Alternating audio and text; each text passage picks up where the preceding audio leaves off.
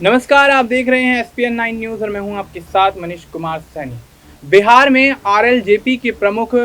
पशुपति पारस एक बड़ा ऐलान करते हुए हाल ही में नजर आए और उनका ऐलान ये था कि 243 सीटों पर बिहार के विधानसभा चुनाव में अपनी पार्टी के प्रत्याशी उतारेंगे। वहीं देखा जाए तो जनसुराज के प्रमुख प्रशांत किशोर भी कहीं ना कहीं चुनावी मैदान में उतरने के यहाँ पर ऐलान कर चुके हैं और 2 अक्टूबर को उनका जो जनसुराज आंदोलन है वो एक पार्टी के अंदर तब्दील होता हुआ नजर आएगा और उसके बाद यहाँ पर पार्टी के माध्यम से वो चुनाव लड़ते हुए नजर आएंगे। लेकिन देखा जाए तो जिस तरह से बिहार की सरकार की फिलहाल हालात है वो कहीं ना कहीं आने वाले समय में ये अंदेशा दे रही है कि नीतीश कुमार का मुख्यमंत्री बनना लगभग यहाँ पर मुश्किल होता हुआ नजर आ रहा है, क्योंकि जिस तरह से एनडीए के समर्थित दल ही यहाँ पर उनकी मुश्किलें बढ़ाते हुए नजर आ रहे हैं। और ऐसे में पशुपति पारस का इतना बड़ा ऐलान कर देना कि 243 सीटों पर अपनी पार्टी के उम्मीदवार उतारेंगे तो स्थिति साफ है कि एनडीए गठबंधन के अंदर बिहार की राजनीति में फिलहाल कुछ ठीक नहीं है। और ऐसे में देखा जा रहा है जिस तरह से पशुपति पारस ने ये बड़ा ऐलान किया, उसके बाद से बिहार की राजनीति में काफ़ी ज़्यादा ये खबरें फैलती हुई नजर आ रही हैं। क्या एनडीए गठबंधन में अब फूट पड़ती हुई नजर आएगी, क्योंकि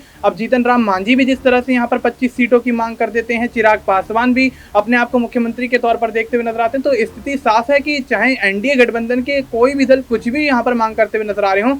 उस पर सीधा असर यहाँ पर कहीं ना कहीं नीतीश कुमार की गद्दी पर यानी कि नीतीश कुमार के सीएम पद पर पड़ने वाला है। और ऐसे में देखा गया पिछले कुछ दिनों पीछे यहाँ पर बिहार की राजनीति में सम्राट चौधरी और नीतीश कुमार के संबंध भी बिगड़ते हुए नजर आए। फिलहाल स्थिति शांत है, लेकिन क्या सम्राट चौधरी यहाँ पर किसी अन्य पार्टी से यहाँ पर बड़ा ऑफर मिलने के बाद या सीएम पद का ऑफर मिलने के बाद भारतीय जनता पार्टी से बगावत करेंगे? एनडीए गठबंधन के अंदर क्या कुछ यहाँ पर आगे आने वाले समय में होने वाला है, ये देखना दिलचस्प होगा, क्योंकि जिस तरह से बिहार की राजनीति बदलती हुई नजर आई लोकसभा चुनाव के बाद। लेकिन यहाँ पर देखा जाए तो भारतीय जनता पार्टी नहीं चाहती कि वो नीतीश कुमार की जेडीयू के साथ बिहार के अंदर गठबंधन तोड़े, क्योंकि नीतीश कुमार ने केंद्र सरकार को अपना बहुत बड़ा योगदान देकर केंद्र में सरकार बनाने का पूरा यहाँ पे कवायद शुरू करी थी। और ऐसे में देखा गया नीतीश कुमार और चंद्रबाबू नायडू ही वो अहम किरदार रहे जिन्होंने केंद्र सरकार बनाने में भारतीय जनता पार्टी की पूरी तरह से सहायता की।